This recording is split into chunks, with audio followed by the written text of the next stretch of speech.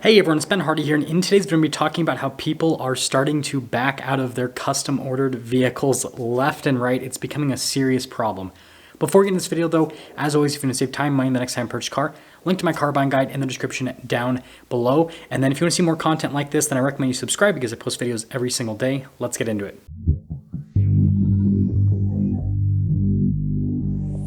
Let's start things off by talking about why people are backing out of these vehicles that they custom ordered, and then we're going to dive into what this is going to do to the car market and then also to car dealerships as well. So there are some obvious reasons, right? Interest rates are sky high now, and so that just brings down overall car affordability. And I mean, just look at it from the perspective of someone who's ordering a vehicle. If you ordered a vehicle a year ago, interest rates were like 2-3%. And so you probably calculated your payment on that vehicle based on a 2 to 3% interest rate.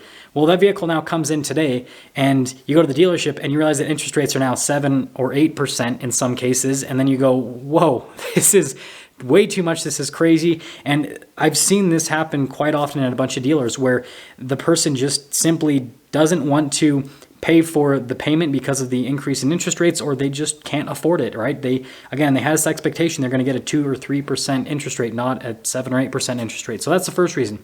Now, the next reason is because of the drop in wholesale values with used cars. And so, the average consumer has a trade-in when they purchase a new car. And when they have this expectation that cars are going to be worth a certain amount of money because cars were worth a lot of money just a few months ago, and now they aren't, well, that's also going to kind of sour the deal. And so you can see on two different fronts, these vehicles that were ordered by these people, several months ago, and sometimes in certain cases, a year or 2 years ago, just aren't as affordable as they were when they were initially ordered, because you've got those higher interest rates, and sometimes some manufacturers will increase the MSRP on the vehicles in between the order being put in and the order being delivered. Now, most manufacturers have a price protection program where they basically will make it so you get the lower MSRP that you originally ordered and you don't have to pay the higher MSRP. So that's usually mitigated. But again, the other big thing is with these trade-ins not being worth as much money, it just makes it so these customers have a payment that's a lot higher than what they initially expected. And so, yeah, they're just like, yep, I don't want to do this. I am backing out. Now, those are the obvious reasons. There's some less obvious reasons.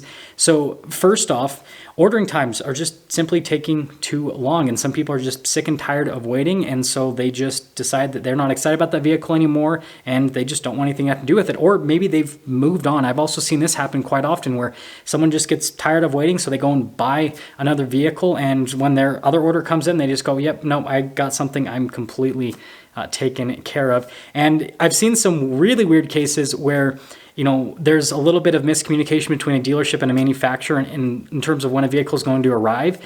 And so, sometimes a dealership will tell a customer it's going to take a lot longer than it actually will take, and then the vehicle arrives earlier, and then the customer's not ready for it. That's very rare in today's market, but that also has been happening. So just a lot of situations like that.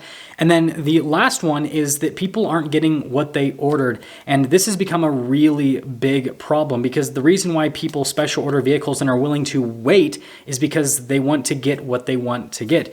And so when you have all these cases where people are getting these vehicles delivered to them and they're not the right color with the interior or the exterior, they don't have the options the person ordered, then how do you expect them to take it? And the manufacturers are saying, hey, you know what? You should be glad that you're even getting a vehicle, because it's really hard to manufacture vehicles right now. And fair enough. But from the customer's perspective, they are in this situation where they just waited months and sometimes, a year or two for a vehicle. And then when it finally comes in, it's not what they expected. And just think about the letdown that the people are experiencing. And so that's the main reasons as to why all these people are backing out of orders. On the dealer side of things, this is actually a huge blow, because orders are typically perceived as guaranteed car deals. At least when I was in the car business, that's just how it worked. Like, I didn't have a single customer ever come in and custom order a vehicle and not take delivery of that vehicle. They custom ordered it because they wanted what they wanted and they were okay with waiting for that. And again, that's kind of been the mentality over the last couple of years, like just amplified, because pretty much everyone's been ordering because, well, you pretty much have to order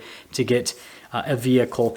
And so, yeah, this is a big blow to dealers mentally and then obviously financially because, well, these guaranteed car deals aren't guaranteed. And so they're losing out on that. And it also makes them look bad to their respective manufacturers because their order take rate is obviously not what it should be, right? The percentage is going down. And some manufacturers have really strict programs. Like Ford has a program where if a dealer drops below like 80% with their take rate, then they get a warning. And if it happens multiple months in a row, then eventually Ford just will strip that dealer of their franchise.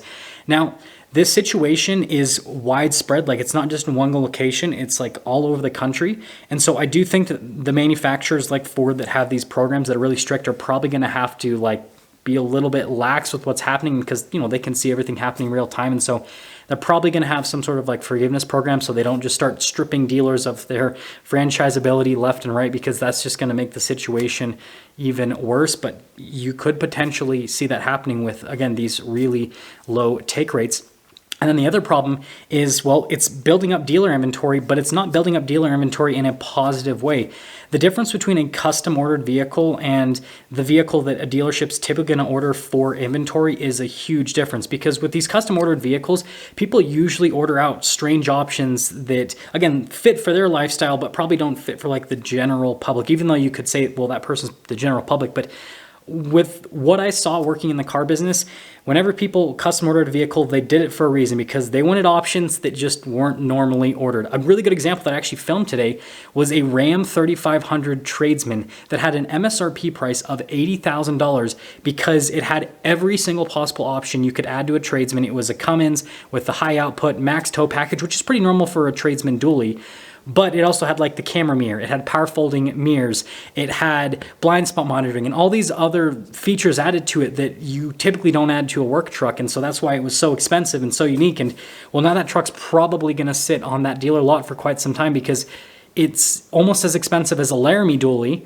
And again, it just has strange options. And so it's basically making it so dealers are building up inventory that they don't want, and it's causing issues, and it means that their inventory is going to basically start to age. So this whole situation with customers not taking their orders is going to affect the car market in a number of ways. First off, it's actually going to cause downward pressure on the used car market because you still have a lot of used vehicles selling for over original MSRP, and the only reason why people have been paying those prices is because they can't get new. Well, with all of these vehicles being backed out on and dealer inventory starting to increase, well, now you have new vehicles to buy. And so the argument to overpay for a used car doesn't really make sense anymore.